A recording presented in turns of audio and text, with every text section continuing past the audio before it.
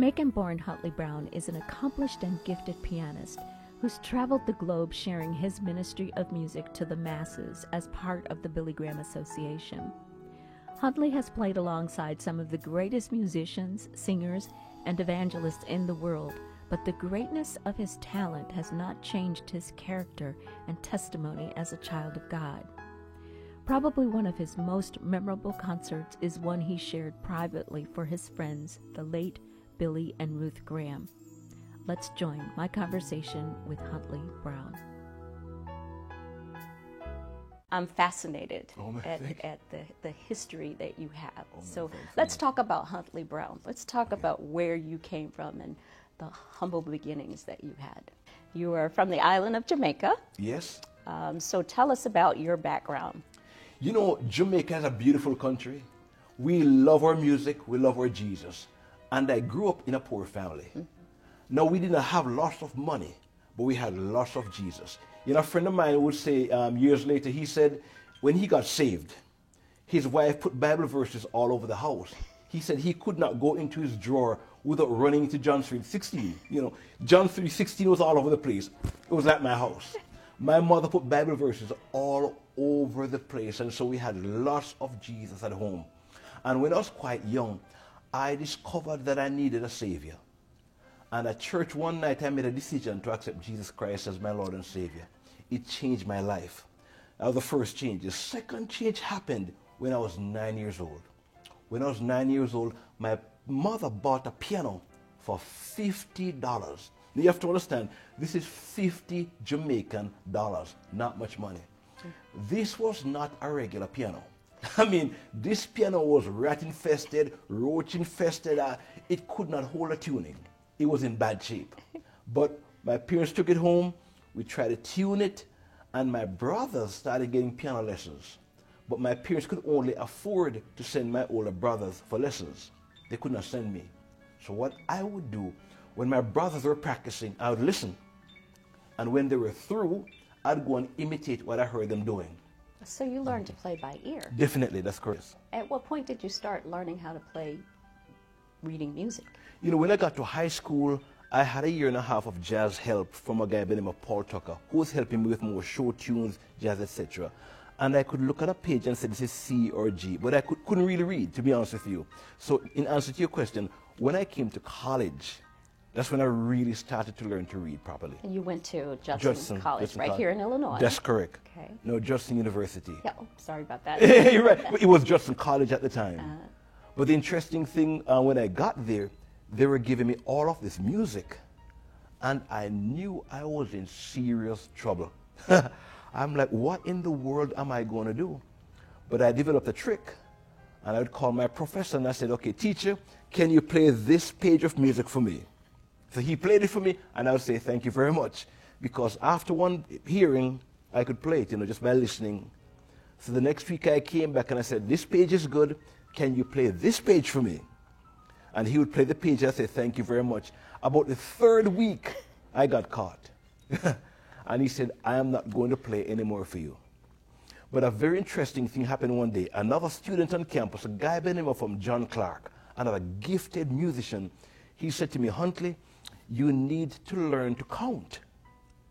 I said, John, explain. And he said to me, this changed my life. He said, it's 1 E-ander, 2 E-ander, 3 E-ander, 4 E-ander. Now, once he said that, it was like the 4th of July. I mean this sincerely. All of a sudden, it started to make sense. What I saw on the page and what I was hearing in my head came together. And it's been great after that. And now, after you graduated from Judson University with your bachelor's in piano performance, and then you went on to Northern Illinois University for my master's. For your master's, okay. And something interesting happened at Northern. That's exactly right. I met my wife. Beautiful Annette. Beautiful Annette. We've been married now 26 years. We have 4 daughters, Natalie, Natasha, Nicole, and Nadia. And Annette says the next one is called No More. No More. We're done. Now, don't they all play instruments or sing? Yes, they all play a little bit and they all sing. Over the years, we have had them in many different concerts. But the older they get, they have, they're not doing too much of that anymore. Are they starting to put some of that stuff down, huh? That's correct.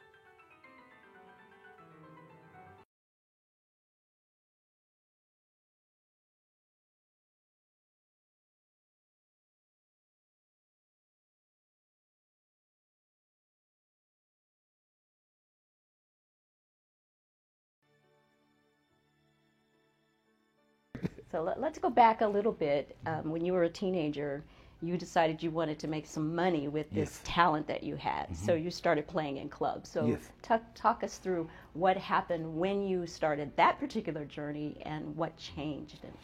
No, that was one interesting journey. No, I started to play in the clubs when I was 16 years old. And the first job I got was at this hotel, and I had to come home to tell my parents, my wonderful Baptist parents, that I was going to be playing in the hotels and the clubs, and that did not go very well. My parents were not happy at all. And so after praying, they released me, and I went and started playing. But I had a problem, because I was a true believer. You know, you have many people who might say, I'm a Christian, but I know within Huntley Brown, something had shifted years ago, meaning I now belong to Christ. And everything changed one night. I was on stage, and we were playing the song. Bob Marley's wife had a song called I Want to Get High. That's the name of the song. No, I have never done drugs in my entire life, okay? But I'm on stage as a Christian playing the song. So my friends will say, Huntley, what was the pivotal moment in your life when you quit? And I'll tell them, all my musician friends from Jamaica, it's this song, I Want to Get High. It changed me several. I said, how as a Christian can I be playing this song? Yeah. And I made a deal with God. I said, God, you gave me this gift to play the piano. Tonight, we need to have a conversation. And I said, Lord, the first person you show me, I am going to talk to about Jesus. So the first person I saw during my break was the bartender. So I went to the bartender to try to tell him about Jesus. And he stopped me. And he said, tell me nothing about Christianity, because you could never be a Christian. And what he was saying, his idea of what a Christian should be, he did not see in me. So he's wondering how I can say I'm a Christian. I'm on stage jumping up, dancing, singing songs about drugs, etc., and say I'm a Christian. I shut my mouth. I didn't say another word. It was in 1984. I went on the beach in Ocho-Rios, Jamaica, and I sat on this little boat. And I said, God, you gave this gift to me to play the piano. Tonight, I am giving it back to you. And I called the band members together and said, guys, I'm quitting, and I am going to play full-time for Jesus. They thought I had literally lost my mind. I'm sure. We were in the recording studio recording our first LP. We called them LPs back then. I quit the band and decided I was going to play for Jesus after that. That's awesome. That's a beautiful story. I will share a little bit about me. I was invited to sing for a wedding, and they wanted me to sing also for the reception. And so I said, well, what do you want me to sing for the reception? They says, well, just sing some of the songs that are in your repertoire. And I did. And during one of the songs, people just began to get up and start dancing. And the bar was open at that time, and I looked around the room and I thought, something is wrong here. I just felt so out of place. Here I am singing about Jesus, and nobody's listening. They're having a party. And I vowed at that point for the rest of my life I would never put myself in that situation, because I felt like this gift that God has given me was being used not to glorify Him. Yes. Would that make any sense? Oh, yes. I think that everything we do, we have to glorify God with it.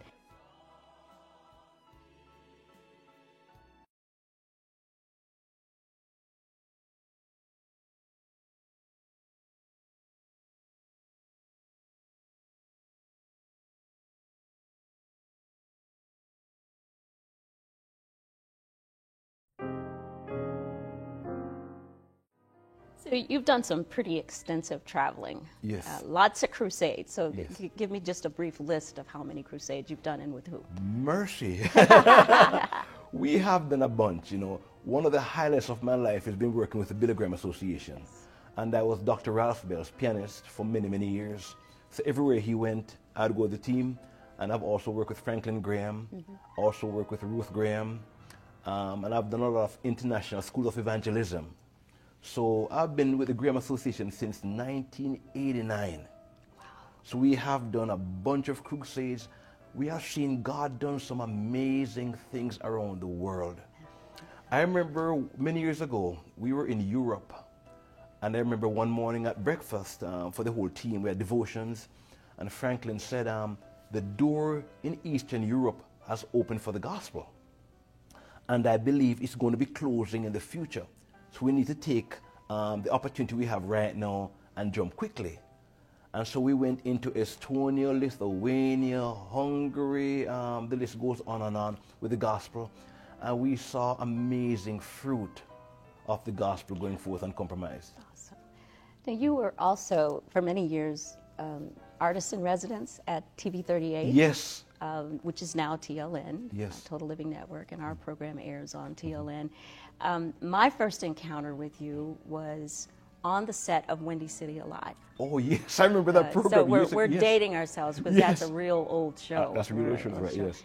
And I newbie to television, was just fascinated with the whole environment. But you sat down to the piano for your particular shoot, and I was completely blown away at what took place at that moment. And we have a mutual friend, Kurt Rendy. Yes, Kirk is the best. He's a piano tuner in Yes. the area and does some fascinating work tuning pianos for folks. And he said about you, he says, Huntley Brown manages to put his hands on every key of the keyboard whenever he sits down. And after watching you play several times over the years, I found that to be so true. So incredibly true. You know, there's another quote that was on your bio of someone who said that, you know, when Huntley sits down to the piano, I think God is whispering to him when he plays. Share with us a little bit of what goes on in your head when you sit down to master that instrument. We could be here all day. Oh, well, we need to make it short. You know, because you're basically talking about worship now. Yes. Worship and purpose. Once I discovered that God created me with a purpose, and the purpose is, number one, to worship Him, and number two, to use music as a vehicle to glorify Him and to spread the gospel, everything changed. So when I sit at the piano to play, I might sit at the piano and look in the audience, and there might be, if a crusade, 80,000 people, or 50,000 people, or there might be 100 people. It doesn't matter. I am playing for an audience of one. Amen. And I'm here to worship God, and I'm saying, God, I want you to be pleased with my worship. I just want you to show up. If you're happy, if you're excited about what I'm doing, then I've accomplished my purpose. Amen. And so when I sit at the piano, it's about a worship of one. And I'm basically saying to the audience, guys, it's just me and God today, and I'm just asking you to come and just join us in our worship of our great, wonderful, awesome God.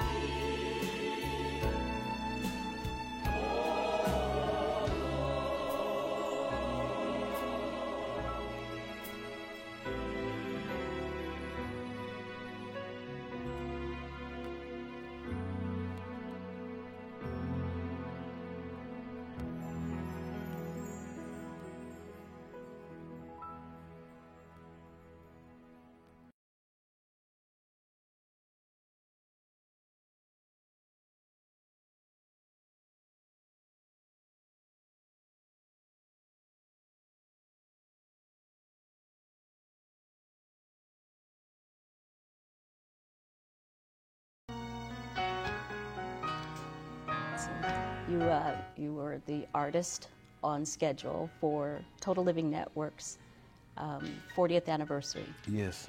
And I heard your sound check from the lobby, and you started playing Lord You're Holy. Oh man, that's my favorite song. Yeah, it's my favorite song.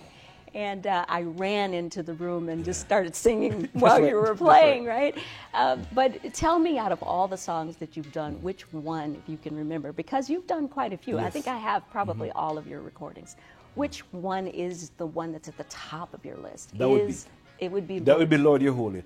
Over the years, I've done many different songs. Years ago, I was known for my version of the Lord's Prayer. Yes. I was known for Crown Him with Many Crowns. I was known for Like a River Glory, some of those traditional hymns. But once I encountered Lord You Are Holy, if there was a perfect worship song, that is it. I mean, the song talks about God, you know. You want to brag about God, you know. The example I use to my friends is every so often my kids like to come and hug me, you know, and tell me how great that I am and say, Dad, we love you. And they make me as a black man blush, you know. So you start feeling good about what they're saying to you. That is what we want to do for God. And when I think about that song, it says, you are wonderful, glorious, holy, righteous, victorious, conqueror, triumphant, mighty, healer, deliverer, shield and defense, strong tower, my best friend, omnipotent, omnipresent. It goes on and on and on. You just want to worship. It will make a Baptist shout. Yeah, that song does do it. You're absolutely right. Let's take you overseas. Yes. You had an appointment, a concert at a church. I think it was in Korea. Yes, all right, yes. And you had an encounter with a piano bench. Yes. You know what happened? This is truly what an amazing experience. I love Korea, by the way. I love going back to Korea. It's one of my favorite spots in the world. But this concert, I was playing, and it was the beginning of the concert, and the bench felt funny, like I was heading in the wrong direction. And the next thing I knew, I was on the floor. The bench had totally collapsed. Now, I can give a testimony that I've broken keys, broken strings. If you ask my friend Ruth Graham, she'll tell you she's been in the audience seeing keys fly off the piano. So I've done that before, but never broke a piano bench. And my friends caught it on video. But they brought me a second bench to come in so we could continue the concert. And it was a fun evening, but it was unexpected. Yeah, we're going to show that video in a little bit. But the interesting thing that was so cool about that is that you just played right into it. And when they brought another bench up to you, you did one of those like Haijitsu or karate moves, and I think they were shocked. I think that if you watch the video, they just kind of stepped back and thought, "Wow, this is weird." we had some fun. You know, I have a black belt in the martial arts, so I had to give them a kick demonstration to make some fun out of the situation. 찬양하라, 찬양하라. Yeah! Yeah, wonderful.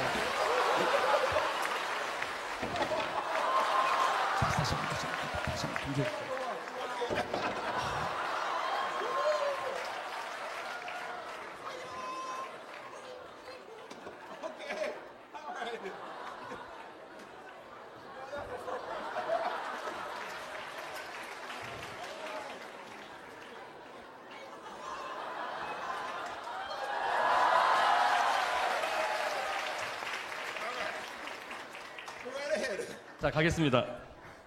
Hallelujah!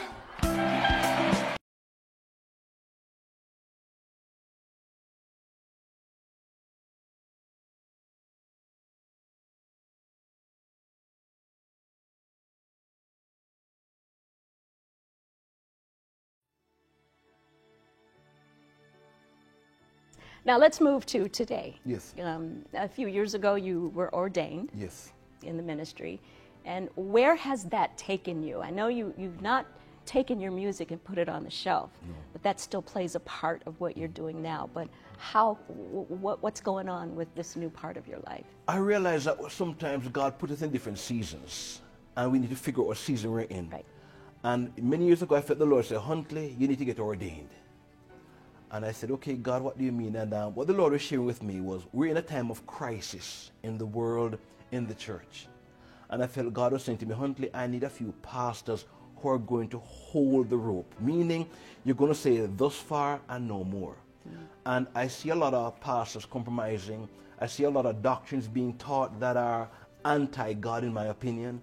And I felt God was saying, I need you, I need a few people who are going to preach the uncompromised word, understanding the consequences, that people won't like it, it will not be popular, but if you're going to follow me, I will bless you, I will anoint you, and use it for my glory. So what I decided to do, I got ordained through the Evangelical Church Alliance, and then I started preaching more, started doing more lectures, started teaching on worship, and the season we're in right now, I am praying about a church plant. Wow. But I'm also preaching around the world everywhere I go. You know, another situation happened many years ago. I was in the country of, I think, Grenada, and the pastor on the way to church Sunday morning said to me, what are you preaching on this morning? No, I was not an ordained pastor at the time. I had no license, nothing. And when he said it to me, he was serious. So I had to go forward and preach a sermon. And then I said, there might be something here. So I believe God is saying right now is a time where the true pastors are going to have to stand up. Right. Because preaching the true gospel of Jesus Christ, there will be consequences. And not everyone's going to like to hear it. Awesome. Now, some of that has actually taken you into schools. Is that yes. correct? So, tell me a little bit about that. You know, I have to be diplomatic in some of these conversations. Absolutely. What I mean by this is, in the American school context here, you cannot preach about God like you would want to preach. Like you mentioned Jamaica. In Jamaica, you are free to talk about God. In the secular public schools, you can walk in. We have devotions in the morning. We have prayer time, and you're free to spread the gospel. Now, here's a little bit different. And other places around the world, it's the same, where you cannot really spread the gospel like you want to.